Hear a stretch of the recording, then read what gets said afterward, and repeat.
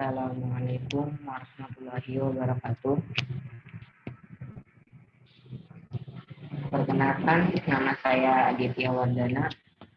Saya sebagai moderator yang akan membimbing jalannya diskusi pada hari ini. Ya, saya mau memperkenalkan rekan-rekan saya, yakni yang pertama Natasha Amarun, yang kedua Nova Ariska, dan yang ketiga Nila Nurul Amalila. Baik, presentasi hari ini, mari kita mulai dengan mengucapkan Bismillahirrahmanirrahim.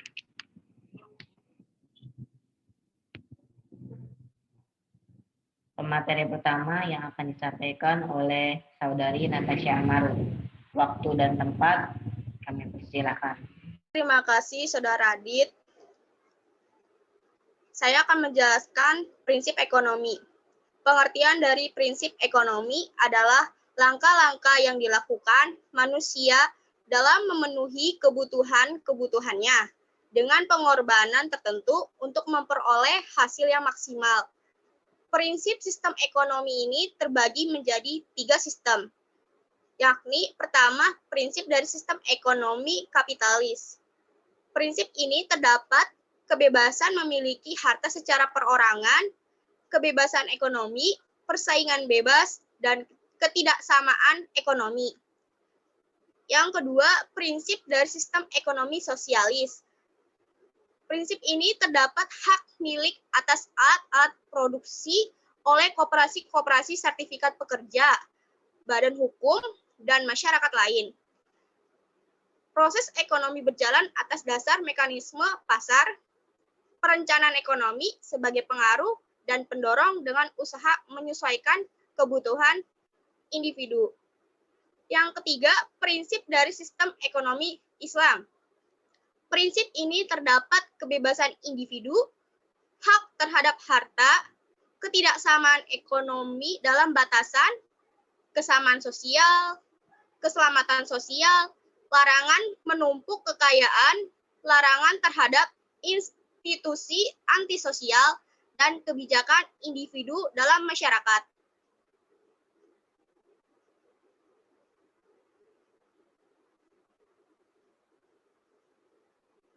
Tujuan ekonomi Islam.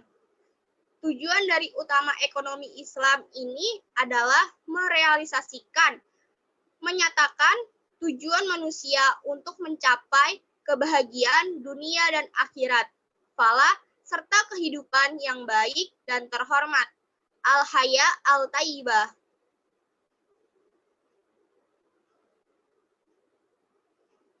Prinsip dasar ekonomi Islam. Prinsip dasar ekonomi Islam terdiri dari 3 prinsip, yakni pertama prinsip tauhid. Prinsip ini merefleksasikan bahwa penguasa dan pemilik tunggal atas jagat raya ini adalah Allah Subhanahu wa Ta'ala. Prinsip kedua yaitu prinsip khilafah. Prinsip ini menjelaskan bahwa manusia adalah khalifah atau wakil Allah di muka bumi ini dengan dianugerahi seperangkat potensi spiritual dan mental serta kelengkapan sumber daya materi yang digunakan untuk bertahan hidup. Yang ketiga, yakni prinsip keadilan. Konsekuensi dari prinsip khilafah dan adalah menuntut bahwa sumber daya merupakan amanah dari Allah, harus digunakan untuk merefleksasikan tujuan syariah, seperti pemenuhan kebutuhan, need, fulfillment, menghargai sumber pendapatan, respectable source of earning. Baik, saya kembalikan kepada moderator. Ya, terima kasih kepada Saudari Natasha Amarun yang telah memaparkan materi ini. Dan pemateri yang kedua yaitu akan disampaikan oleh Saudari Nova Ariska. Waktu dan tempat kami persilakan.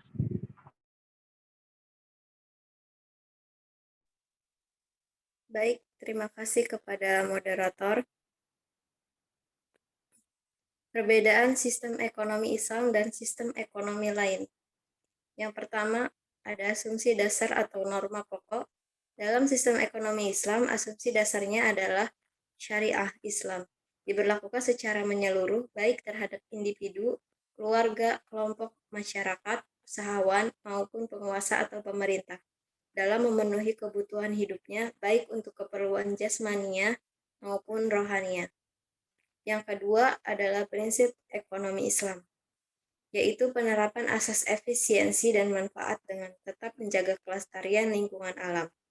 Yang ketiga, motif ekonomi Islam, yaitu adalah mencari keberuntungan di dunia dan akhirat selaku khalifatullah dengan jalan beribadah dalam arti yang luas.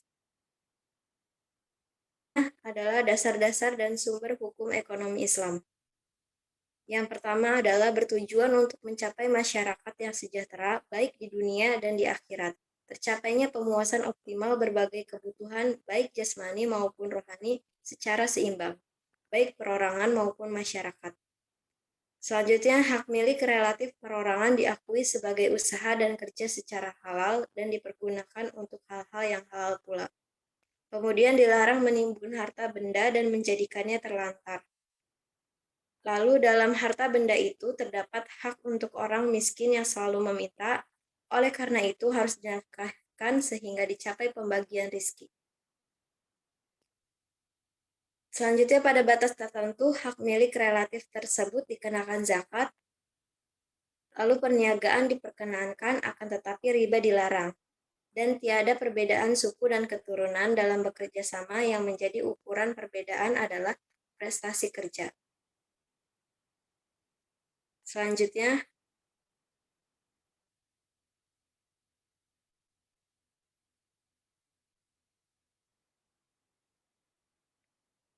landasan nilai-nilai tumpuan tegaknya sistem ekonomi. Ada 4 poin. Yang pertama adalah nilai dasar sistem ekonomi Islam, yaitu 1. Hakikat pemilikan adalah kemanfaatan, bukan penguasaan. Kedua, keseimbangan ragam aspek dalam diri manusia. Dan ketiga, keadilan antar sesama manusia. Lalu ada nilai instrumental sistem Islam. Yang pertama, kewajiban zakat. Kedua, larangan riba. Ketiga, kerjasama ekonomi. Yang ketiga ada nilai normatif sistem ekonomi Islam, yaitu landasan akidah, landasan akhlak, dan landasan syariah. Yang keempat ada filosofi sistem ekonomi Islam, yaitu sistem ekonomi Islam bersifat terikat yakni nilai, dan sistem ekonomi Islam bersifat dinamik. Baik, terima kasih. Saya kembalikan kepada moderator. Ya, terima kasih kepada saudari Nova Rizka yang telah memaparkan materinya. Dan selanjutnya yaitu pemateri yang ketiga yang akan disampaikan oleh Nila Nurul Amalila. Waktu dan tempat kami persilahkan.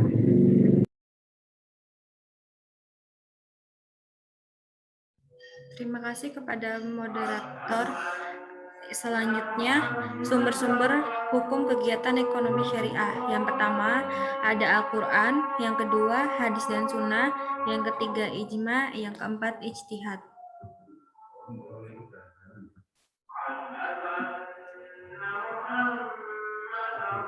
Maqasid al-syariah. Secara istilah, maqasid syariah adalah kandungan nilai yang menjadi tujuan persyaratan hukum. Jadi, masyahid syariah adalah tujuan-tujuan yang hendak dicapai dari suatu penetapan hukum. Imam Ash-Tashhibi berpendapat tujuan utama maqasid asy-syariah yakni menjaga dan memperjuangkan 3 kategori hukum, yaitu pertama, daruriyat. Secara bahasa berarti kebutuhan yang mendesak atau darurat. Ada 5 hal yang paling utama dan mendasar masuk dalam jenis ini, yaitu 1. Melindungi agama, al-din. Yang kedua, melindungi nyawa, al-nafs. Yang ketiga, melindungi akal, al-aqal. Yang keempat, melindungi keluarga atau garis keturunan, al-ird. Yang kelima, melindungi harta, al-mal. Yang kedua, hajiyat. Secara bahasa berarti kebutuhan sekunder. Yang ketiga, tahsiniyat. Secara bahasa berarti hal-hal yang penyempurna. Sekian.